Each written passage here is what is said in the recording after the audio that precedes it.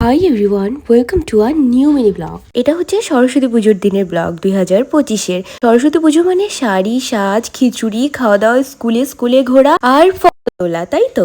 একটা টাইম ছিল যখন আমরা সবাই মিলে স্টুডিওতে গিয়ে ফটো তুলতাম, সব বান্ধবীরা মিলে, বন্ধুরা মিলে। তো এখন তো আর সেই দিনগুলো নেই, কিন্তু ওই দিনগুলোকে কিন্তু আমরা প্রচুর মিস করি। আচ্ছা, আমার মতো কারা কারা মিস করো একবার কমেন্টে জানিয়ে দিও। আজকে সরস্বতী পুজো, আমি তো আজকে বেরোতে পারবো না বিকজ আমার ছোট বাচ্চা মেয়ে আছে অ্যান্ড আমি কয়েক বছর ধরেই বেরোই না। অ্যাকচুয়ালি রেসপন্সিবিলিটি বাড়ার সাথে সাথে কিছু কিছু শখ, ইচ্ছা, আনন্দগুলো কমেই যায় বলো। আর আমার তো সেরকমই হয়ে গেছে, আর এখন এত ছোট মেয়ে নিয়ে আমি বেরোবও না। তাই বলে আমি সরস্বতীর খিচুড়ি কিন্তু মিস করবো না, সরস্বতী পুজোর খিচুড়ি কিন্তু আমি মিস করবো না, বিকজ আমার হাজবেন্ড বাড়িতেই নিয়ে এসেছে সব ইনগ্রিডিয়েন্টস। এসে বললো যে আজ তো পুজোর দিন আমরা বেরোতে পারবো না, অ্যান্ড আমি কিন্তু খিচুড়ি খেতে খুবই ভালোবাসি। তো সেই কারণে আমরা বাড়িতেই রেসিপি বানাচ্ছি, আর মাও এসেছে। তাই ভাবলাম আমরা মা মেয়ে মিলে সবাই মিলে তৈরি করে নিই খিচুড়িটা। এখানে গল্প করতে করতে তোমরা তো রেসিপিটা দেখে নিলে, আমি জানি না তোমরা কতটা বুঝতে পেরেছো, বিকজ আমি প্রপার রেসিপি সেটা তো শেয়ার করতে পারলাম না এখানে। আমি পুরো ব্লগটা এইভাবেই শেয়ার করলাম।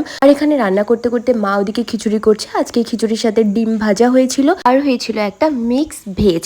খিচুড়ির সাথে এরকম মিক্স ভেজ সবজি কিন্তু দারুণ লাগে, আমার তো বেশ ভালো লাগে। তো এই হচ্ছে আমাদের খিচুড়ি অলমোস্ট রেডি হয়ে গেছে, অ্যান্ড সবজিটাও হচ্ছে। আমি তো একটু খেয়ে নিয়েছি, হাজবেন্ডকেও বললাম খেয়ে নাও, তো ও বললো খেয়ে যে বেশ ভালোই হয়েছে, বুবুকেও দিয়েছি। আর তোমরা জানিও ভিডিওটা কেমন লাগলো। দেখা করছি নেক্সট কোনো ভিডিওতে, বাই।